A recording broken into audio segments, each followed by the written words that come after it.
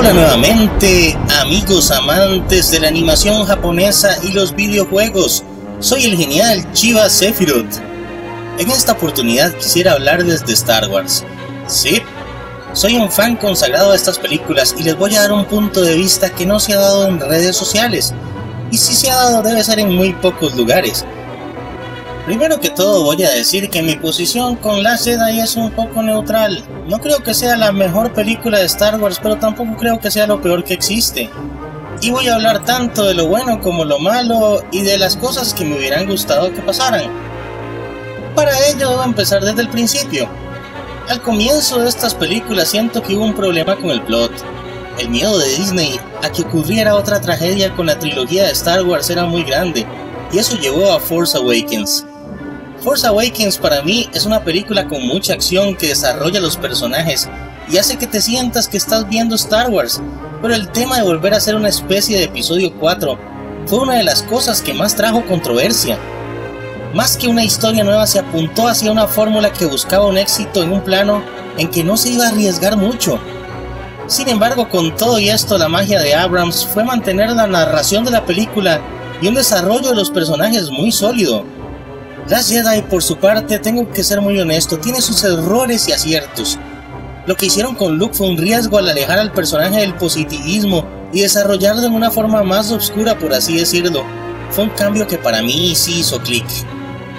Me parece que Mark Hamill hizo un trabajo maravilloso con el personaje y al final consiguió un resultado muy convincente, una actuación realmente muy sólida. De hecho, de todas las partes de Luke y Rey, su corto entrenamiento y la sección con Yoda me parecieron geniales. Lo que sí encuentro malo es el hecho de que agregaran todo ese humor forzado y los graves problemas de narración con escenas que salían del contexto, díganse las partes de Finn y Rose. Pero vamos a dar un punto de vista diferente para el ordenamiento que debería brindar esta saga, y con esto acudo a lo siguiente. Si bien dijeron los de Disney que no iban a utilizar elementos del universo expandido, yo veo notablemente que los usan. Algunos de los ejemplos más notables son las Vibroblades, incluso la apariencia inicial de Kylo Ren, que es un personaje basado cercanamente en la apariencia de Revan con un toque de Vader. Esto sin contar el Jedi Crusader Pendant que tiene Luke. Dicha secta que asemeja a los cruzados fue formada por el caballero Revan y su discípulo, que a diferencia de la Orden Jedi decidieron involucrarse en lo que le llamaron las guerras mandalorianas. El antiguo cristal rojo naranja en el pendiente de Luke se asemeja al cristal Kyber del lightsaber del guerrero Revan, el cual cayó al lado oscuro después de los eventos de las guerras mandalorianas, quien después de salir de su viaje en el lado oscuro fundaría una ideología que se asemeja mucho a las creencias que tiene Luke actualmente acerca del balance de la fuerza. ¿Coincidencia? Pero además de estos detalles voy a enfocarme en los caballeros de Ren, que se ven muy poco durante la trama y para mí son cruciales para lo que habría sido la trama perfecta. Todo esto es una idea conceptual, pero una de las razones por las cuales voy a tomarme la libertad de mencionar esta idea no se trata en ningún momento de irrespetar a los grandes directores, sino abrir la mente a otras posibilidades. Pasa que después de lo ocurrido en episodio 8 con el tema de la procedencia de los padres de Rey, se rompió uno de los conceptos de los elementos canon, el concepto de las midichlorias. Si fuera cierto que Rey tiene todo ese potencial en la fuerza, basados en la idea de las midichlorias, los usuarios más fuertes heredan la fuerza sanguíneamente. Entonces esto sugiere que Rey no podría tener esa conexión con la fuerza, y mucho menos el dominio de la misma sin entrenamiento, si no tuviera relación sanguínea con algún Jedi con estas capacidades. Pero aparentemente en esta nueva trilogía las midichlorias no valen, y volvieron al tema del balance de la fuerza, que no tiene que ver con midichlorias sino con un tema más místico, basado en un principio que dice que con la llegada de una gran oscuridad, una gran luz debe venir a hacer el balance. Con esto ya hay una inconsecuencia fuerte con el plot, porque si Rey tuvo padres que no eran nadie en especial, y ella tiene una conexión con la fuerza que iguala las habilidades del hijo de un Skywalker, significa que la voluntad de la fuerza ya no está controlada por sistemas de medición arbitrarios. Igual, si me preguntan, yo nunca estuve de acuerdo con el tema de las midichlorias. Por otro lado, tendríamos que esperarnos a ver si el tema de la herencia de Rey se va a resolver en la siguiente película, aunque yo lo dudo. Dado a que la inserción de nuevas creencias ahora es permitido, entonces es que sugiero un plot algo distinto. ¿Qué hubiera pasado si el arma de la nueva orden no hubiera sido una estrella de la muerte gigante del tamaño de un planeta, sino que hubieran sido los caballeros del ring? La relación de Kylo y el respeto por su abuelo en general se asemejan al nacimiento de una religión que tiene sus orígenes en el universo expandido. ¿Cómo? Sí, en el universo expandido, el que dicen que no es canon pero sí utilizan como referencia. ¡Qué ironía! Los caballeros de Ren, que sí salen en la película y por lo tanto se supone que son canon, tienen su origen en una trilogía llamada Star Wars Aftermath y Aftermath Empire End. El primer libro introduce a un grupo llamado The Acolytes of the Beyond, que al principio no eran violentos o peligrosos, pero después de interesarse en las reliquias Sith llegaron a convertirse en una amenaza. Tenían respeto profundo por Vader, quien era el objeto de adoración por parte de este grupo. ¿No les suena algo conocido? Pero este concepto se solidificó aún más en Aftermath Empire End, en donde aún el pequeño grupo de seguidores de la religión de Vader fue liderado por uno de los antiguos consultores de Palpatine, Yupe Tashu. Junto con él buscaron concentrar un ataque en una base de la República en el planeta de Devoran, en The Outer Rim. Y todo esto sucedió poco antes de la batalla de Jakku. Si preguntan que si es el mismo Jakku de la película, pues sí, es el mismo Jakku de la película Force Awakens.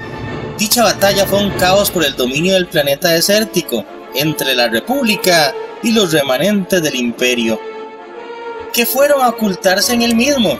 El comandante Gallius Rax había quedado al mando de lo poco que quedaba del Imperio. Lo que no sabían los soldados imperiales es que Rax los había llevado a su muerte a propósito, en un complot desarrollado secretamente por Chef Palpatine, para que la República perdiera el rastro de lo que quedaba del Imperio y volver a formar el mismo en el The Outer Rim. Cuando llegaron ambas facciones, Rax intentaría destruir el planeta para matar a la República y al Imperio, con el propósito de que este sacrificio sirviera de distracción para que los líderes sobrevivientes se reagruparan según las indicaciones que había dejado Palpatine. Pero antes de que Rax pudiera llegar a completar su objetivo, fue asesinado por Rae Sloane, una oficial imperial que en secreto estaba teniendo pláticas de paz con la República Galáctica. La pelea duró meses, hasta que la Nueva República ganó, no solo quedándose con el control del planeta, sino anticipándose a la huida de los líderes imperiales que querían escapar a The Outer Rim. Poco después de la victoria se firmó el Tratado de Paz, el Galactic Concordance, en Chandrila, con la presencia de Mon Mothma y de Maz Amedda como principales representantes de cada facción, y esto terminaría con la guerra civil entre el Imperio Galáctico y la Nueva República.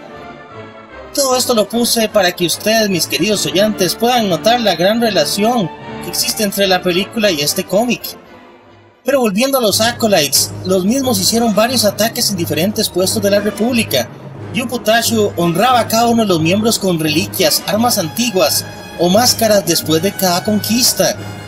El contacto con estas reliquias hizo que los Acolytes recibieran cada uno de ellos visiones en cierto punto, y se cree que cada uno de los miembros tuvo una visión con cada uno de los líderes de la cultura Sith antigua, siendo estos señores Aliun Tapal, Freedom Nar, Ludo Kresh, Naga Sadow, Marka Ragnos y Tulak Hord. Visiones muy parecidas a las que el emperador Palpatine también dijo tener antes de su muerte, y se cree que están relacionadas de alguna manera con las premoniciones de Snoke. Dichas visiones volvieron a estos Acolytes realmente muy fieles al lado oscuro, y les reveló la verdadera forma del gobierno Sith y los errores del Imperio Galáctico. Las máscaras son de gran importancia. Se dice que cada miembro era premiado con una, y esta hacía su conexión con el lado oscuro aún más fuerte. A causa de las similitudes entre el cómic y la historia, se cree que estos Acolytes of the Beyond llegarían a convertirse en los Caballeros de Ren. La razón por la que Kylo se volvería su líder es su obvia inclinación por el uso de la fuerza. Así que a esto pregunto yo, ¿qué tal si estas películas hubieran tenido un orden más lógico basándose en esta mitología? Es muy extraño que la República, después de haber ganado, tenga que, como siempre, tener que estar escondiéndose y huyendo. ¿Por qué en lugar de tener una estrella de la muerte gigante, los caballeros de Ren, liderados por un Kylo más maduro y con la guianza de líder Snoke, hubieran ido poco a poco conquistando los planetas de la República, en lugar de pensar solo en destrucción, hubieran seguido las prácticas de la antigua cultura Sith, que cada vez que conquistaban un planeta se encargaban de volver a los guerreros que habían combatido en súbditos leales, bajo el control de no solo un imperio, sino de una cultura? Y aquí es donde llego a este punto. El problema más grande con el tema de la Nueva Orden es que se parece demasiado al Imperio Galáctico, no solo políticamente sino ideológicamente, y creo que hubiera sido mejor si la Nueva Orden tuviera sus propios principios, y mejor aún si hubieran sido basados en una civilización Sith que vivió centurias completas de dominio y conquista. Si el arma de la Nueva Orden hubieran sido los caballeros de Ren en vez de un planeta gigante, tal vez en este momento sería otra historia la que estaríamos viendo en el cine. Igual esto es solo mi apreciación de lo que pudo ser, y lo que puedo hacer es invitarlos a informarse de los cómics y la influencia tan interesante del universo expandido, que definitivamente ha tenido predominio en estas películas. Poniendo un par de ejemplos más, puedo hablar acerca de el cómic llamado El Imperio Fragmentado, donde Luke encuentra pedazos de los árboles de la fuerza, que se convirtieron en una evidencia muy importante para la existencia del templo de Ahch-To. El bastón del ciego oriental Chirrut Îmwe, el personaje de Rogue One, está hecho también de la misma madera de estos árboles de la fuerza. Es un detalle muy interesante. Además de la campaña de Battlefront 2, donde Luke encuentra un compás que le permite encontrar la localización de este primer templo. Y este compás es muy similar al que utilizaban Malak y Revan para encontrar la fragua estelar en los cómics de la Vieja República. Así que, como vemos, mis queridos amigos, hay demasiadas influencias, aportes y contenido que podemos agregar con el desarrollo de la historia de estas increíbles películas. Y antes de irme quisiera dejarles un pensamiento. Star Wars es una saga de culto, pero cuando nació no había nada de los cómics o las novelas que hoy tenemos en existencia, y solo las películas resultaron un fenómeno masivo, pero fundaron toda esta información de la cual gozamos hoy.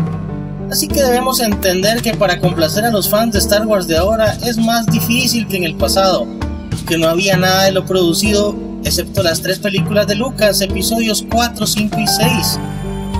Después de que Lucas regresó y empezó con los episodios 1, 2 y 3, fue que a la vista de los fans y a la vista mía resultaron catastróficos. Pero estas nuevas entregas, a pesar de estar algo extraviadas y tener el problema de tener que generar fórmulas seguras, la verdad es que a diferencia de los episodios 1, 2 y 3, sí tienen el ambiente adecuado.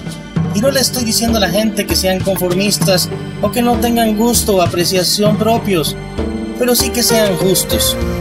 Ser un buen fan de Star Wars no solo se trata de tirar juicios sin información, como el 90% de los reviews en internet están haciendo, sino que por el contrario es necesario informarse.